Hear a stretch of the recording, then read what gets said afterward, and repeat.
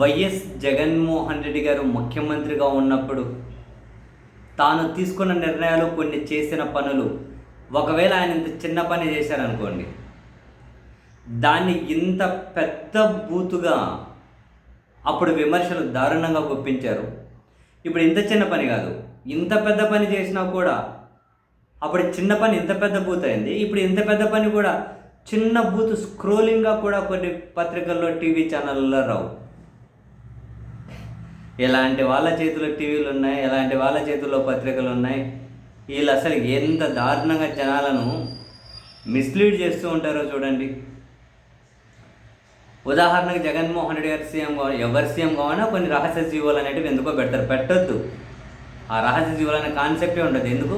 జనాలందరికీ తెలియనియండి. ఇదేం దేశ రక్షణ సంబంధమైన విషయాల రహస్యంగా ఉంచడానికి. సరే, ఎవరు అధికారంలో ఉన్న రహస్యంగా జీవోలు అప్పుడొకటో ఇప్పుడొకటో రహస్య జీవోలు అని చెప్పి పెడుతూ ఉంటారు. అట్లా జగన్మోహన్ రెడ్డి గారి హయాంలో కూడా రహస్య జీవోలు పెట్టినప్పుడు ఈ టీవీ ఛానళ్ళలో కూర్చున్న వాళ్ళు, ఈ ఈ కమేడియన్లు కోట్లు వేసుకొని రహస్య జీవోలంట. రహస్యమేముంటుంది?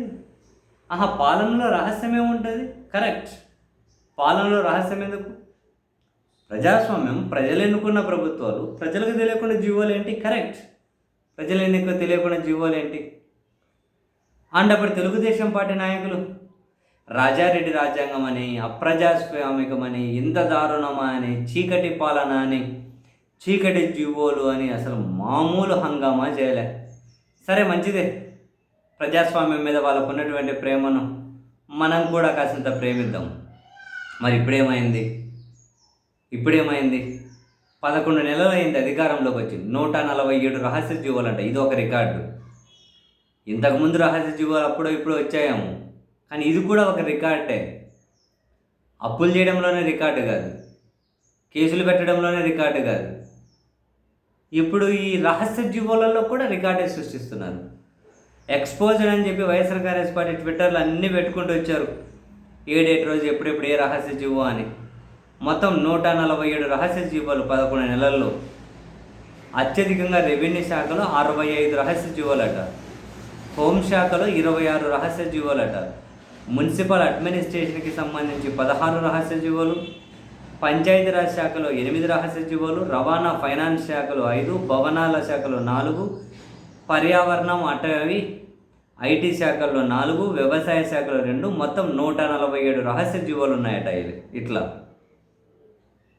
ఇప్పుడే కాదు, వీళ్ళు 2014 నుంచి 19 వరకు 1661, 5 ఏళ్లలో 1661 రహస్య జీవోలు అప్పుడు కూడా జారీ చేశారు.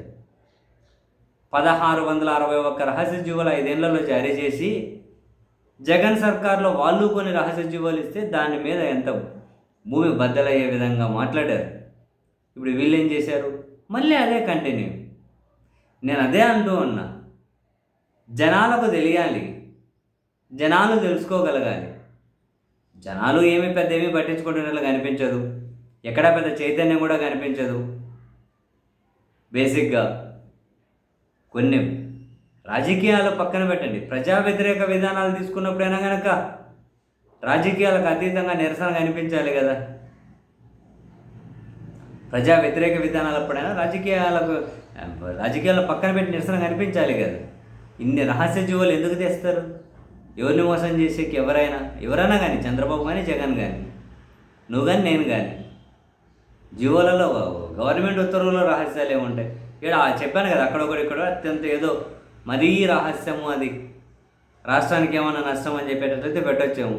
ఇప్పుడు ఈ రహస్య జీవోలు ఏంటో బయట పెట్టండి చూద్దాం. రాష్ట్రానికి ఎంత పెద్ద నష్టము, అంత పెద్ద నష్టం ఉన్నాయేమో. ఏదోలేండి, నీతులు మనం మాత్రమే చెప్పాలి. నీతులు చెప్పే హక్కు ప్రపంచంలో ఎవరికి ఉండదు, మనకు తప్ప. అది కొందరి మైండ్ సెట్. ఎవరిగా చేయగలిగిందేమో అని